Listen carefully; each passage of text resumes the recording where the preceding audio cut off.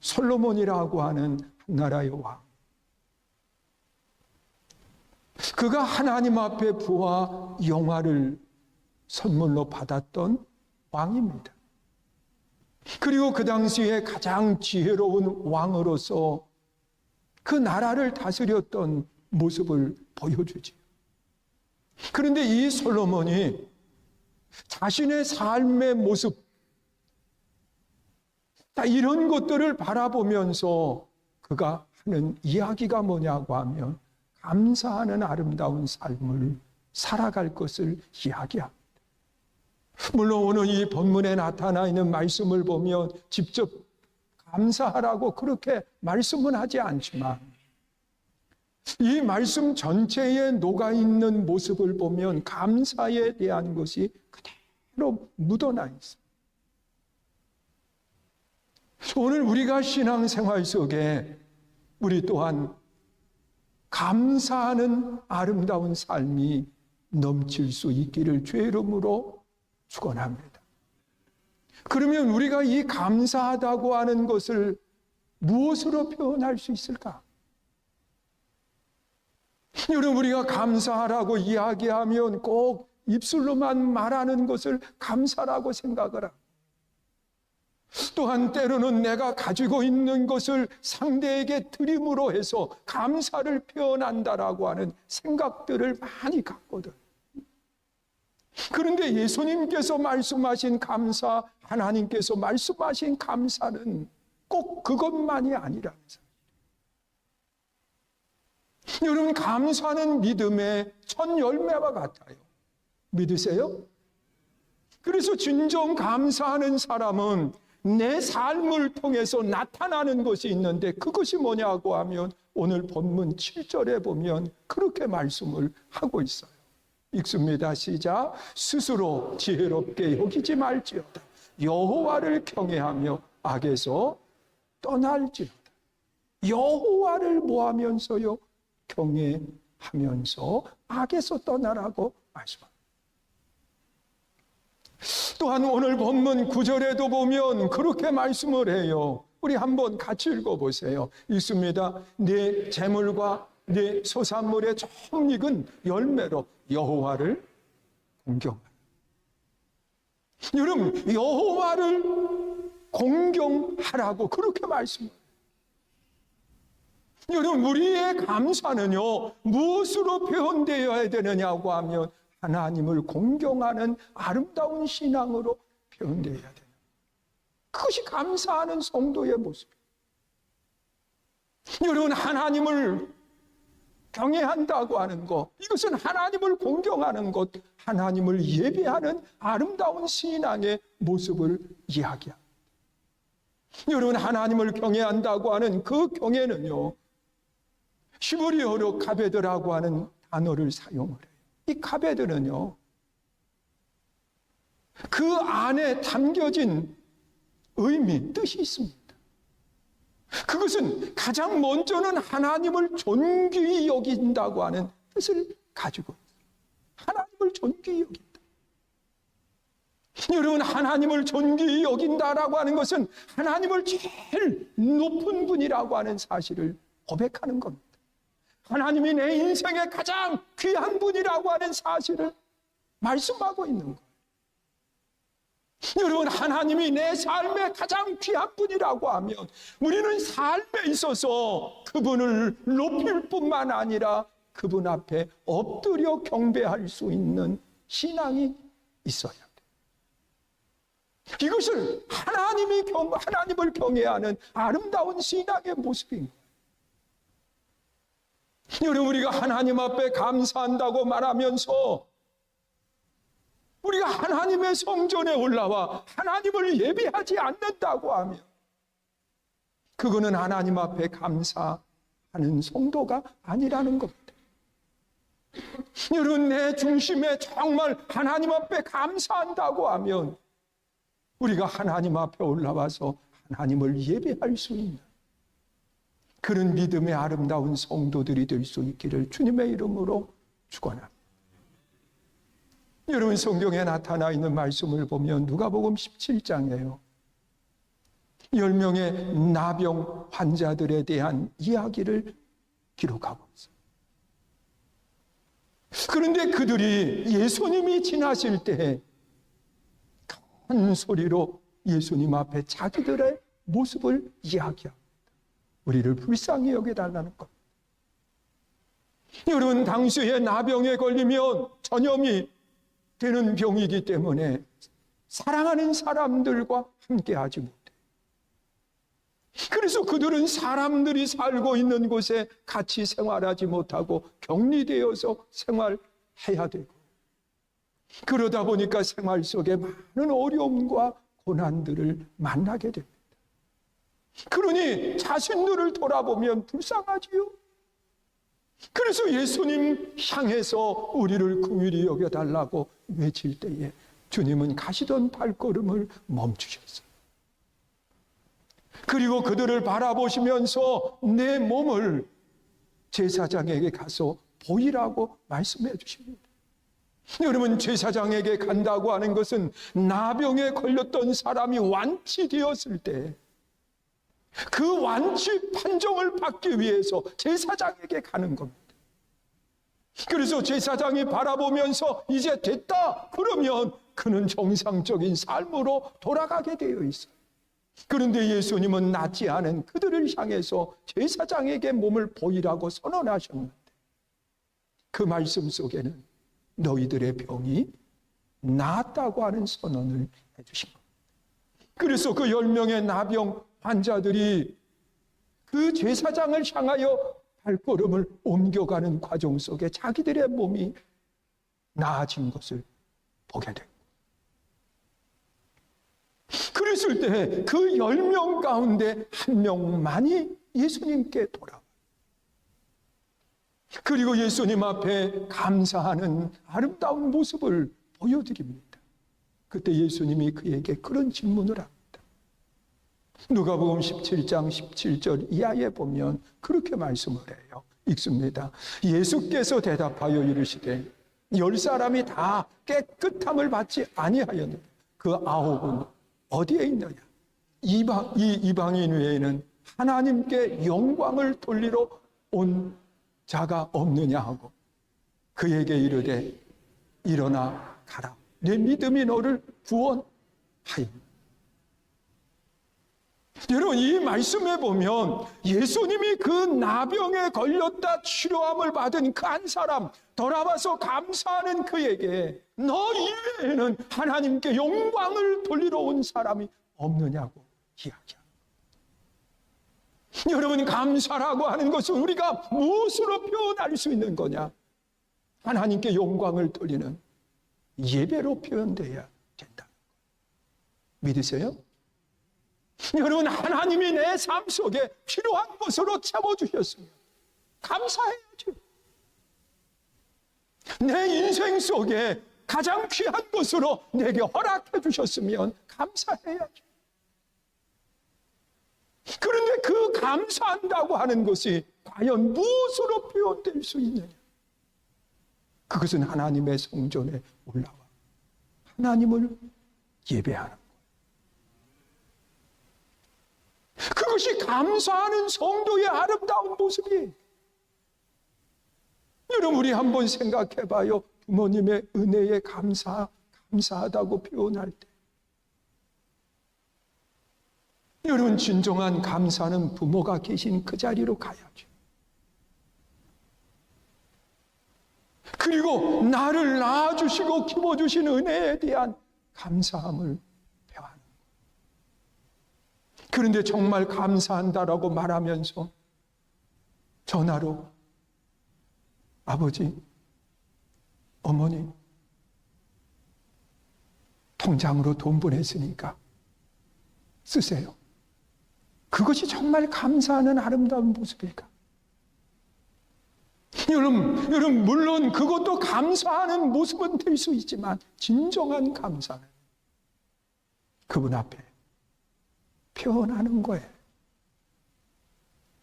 여러분, 우리가 하나님 앞에 감사하다고 하는 것은 우리가 하나님의 성전에 올라와서 하나님을 예배하고 하나님께 영광을 돌리는 아름다운 신앙을 가져야 돼요. 그것이 하나님 앞에 진정으로 감사하는 성도의 신앙인 것을 믿을 수 있기를 축원합니다. 또한 가베드라고 하는 말의 뜻은 무겁게 하다라고 하는 뜻을 가지고 있어요. 여러분, 우리는 하나님의 말씀이 무겁게 느껴져야 돼요. 믿으세요? 여러분, 하나님의 말씀이 무겁게 느껴지는 사람은요, 그 하나님의 말씀을 우습게 생각하지 않아요. 그 하나님의 말씀을 내 삶 속에 그대로 옮기는 아름다운 신앙을 갖는 거예요. 여러분, 우리 한번 생각해 보세요. 여러분들의 부모가 자녀에게 뭔 이야기를 할 때 자녀가 부모가 하는 이야기를 가볍게 느껴보세요. 아니, 우습게 생각하는 자녀들도 있어요.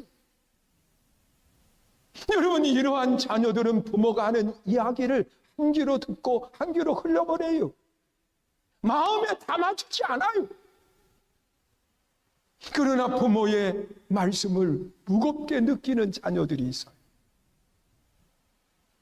정말 내가 그대로 살기 힘드는 이야기지만 그것을 마음에 담아두고 내 삶을 바꾸면서 그것에 대한 순종의 아름다운 모습을 갖게 돼요.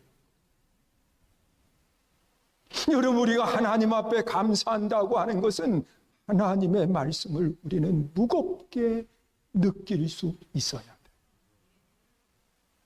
그래서 하나님의 말씀을 내 마음에 간직할 뿐만 아니라 그 하나님의 말씀을 가지고 내 삶을 바꾸어가는 아름다운 역사를 이루어 가야 된다는 거예요. 이것이 하나님 앞에 감사하는 아름다운 성도의 신앙인 거예요. 여러분, 우리가 하나님 앞에 감사한다고 하면서 불순종의 길을 걸어간다고 생각해 봐요. 하나님의 말씀을 우습게 여기고 하나님의 말씀이 아닌 내 생각대로 살아간다고 생각을 해봐요. 그것이 과연 하나님 앞에 감사하는 성도의 신앙입니다. 여러분, 감사라고 하는 것은 하나님을 가장 존귀히 여기는 신앙을 말하고 있어요. 여러분, 하나님을 존귀히 여긴다고 하는 것은 하나님이 기뻐하시는 예배자의 아름다운 모습으로 서야 되는 거예요. 그것이 하나님이 기뻐하는 성도의 모습이에요. 또한 하나님 앞에 감사한다라고 하는 것은 하나님의 말씀을 무겁게 여겨야 돼요. 그래서 하나님이 내게 하신 그 말씀을 내 심비에 새겨두고 그리고 내 삶을 통해서 하나님의 말씀을 한 가지 한 가지 행동으로 옮겨가는 거예요. 그것이 감사하는 성도의 신앙이에요. 믿으세요? 또한 하나님 앞에 감사한다라고 하는 것은 어떠한 모습을 이야기할까? 여러분, 오늘 본문 9절 다시 한번 읽어보세요. 뭐라고 이야기하나? 우리 9절 말씀 우리 다시 한번 봅니다. 읽습니다. 시작. 내 재물과 내 소산물의 처음 익은 열매로 여호와를 공경하라. 여기 보면 내 재물과 내 소산물의 처음 익은 것 그랬습니다. 이 말은 우리가 하나님 앞에 감사하되 가장 소중한 것을 가지고 감사해요. 그래서 이스라엘 백성들이 하나님 앞에 감사할 때 첫 열매를 거두고 난 뒤에 첫 단을 하나님의 성전으로 가지고 와서 하나님께 감사를 표현하는 아름다운 모습을 보여줬어요. 가장 먼저 거둔 것을 가지고 하나님께 영광을 돌리는 아름다운 신앙 말입니다. 여러분, 내 소중한 것을 가지고 하나님 앞에 감사할 수 있어야 돼요. 여러분, 성경에 보면 가인과 아벨의 제사를 우리가 볼 수 있습니다. 여러분, 가인은 그 소출의 일부를 가지고 하나님 앞에 감사를 드리고 아벨은 양의 첫 새끼를 가지고 하나님 앞에 제사를 드리는 모습을 보게 돼요. 그런데 하나님은 가인의 제사는 받지 아니하고 아벨의 제사를 받았어요. 여기가 양의 문제였을까요? 얼만큼 드렸느냐, 그 양의 문제를 가지고 하나님이 그걸 받으셨을까요? 아니에요. 여러분, 일부라고 하는 것은 적당한 것을 이야기해요. 그러나 첫 것이라고 하는 것은 헤아려야 돼. 가장 소중한 것을 말하고 있어요. 여러분, 우리가 하나님 앞에 감사하되 적당한 감사가 아니라 가장 소중한 것을 가지고 감사해요. 그런데 가장 소중한 것이 과연 무엇일까? 우리 한번 생각해 봐요. 여러분, 사도 바울은 로마에 있는 성도들에게 편지를 쓰면서 로마서 12장 1절에 그렇게 말씀을 하고 있어요. 우리 한번 같이 보세요. 읽습니다. 시작. 그러므로 형제들아, 내가 하나님의 모든 자비하심으로 너희를 권하노니 너희 몸을 하나님이 기뻐하시는 거룩한 산 제물로 드리라. 이는 너희가 드릴 영적 예배. 믿으십니까?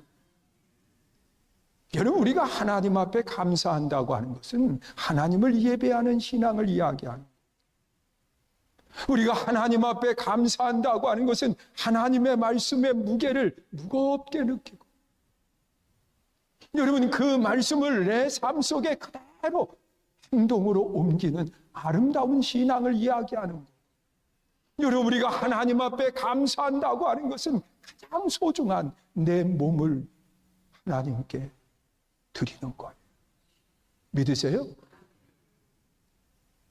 여러분, 내 몸이 하나님께 드려질 수 있을 때 그것이 진정한 감사인 것을 말하고 있어요. 그것뿐만 아니라 하나님 앞에 감사한다고 하는 것은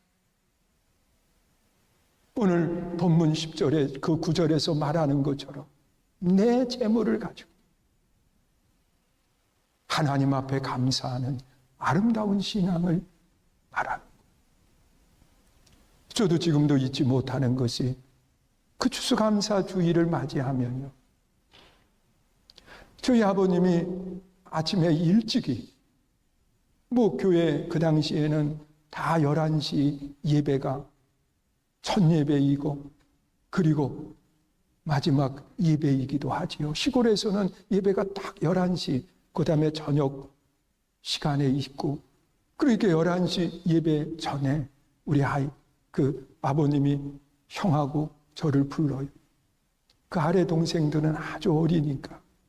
그래서 이제 부르면 저로로 아버님 있는 데로 가면은요, 아버지가 뉘어커 이렇게 준비해 놓으셨고, 그리고 창고에 탈곡을 해서 벽가마, 그리고 또 정미소에 가서 찧어서 쌀로 이렇게 담아놓은 가마, 그걸 미리 이렇게 준비해 놓으세요.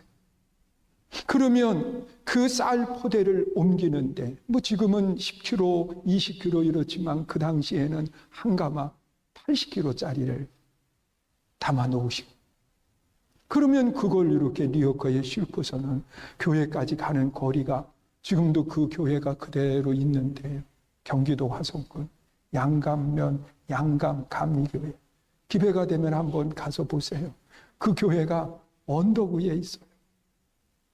그 당시에는 계단도 없어가지고 그냥 이렇게 미끄러운 길을 걸어서 언덕 위로 올라가요.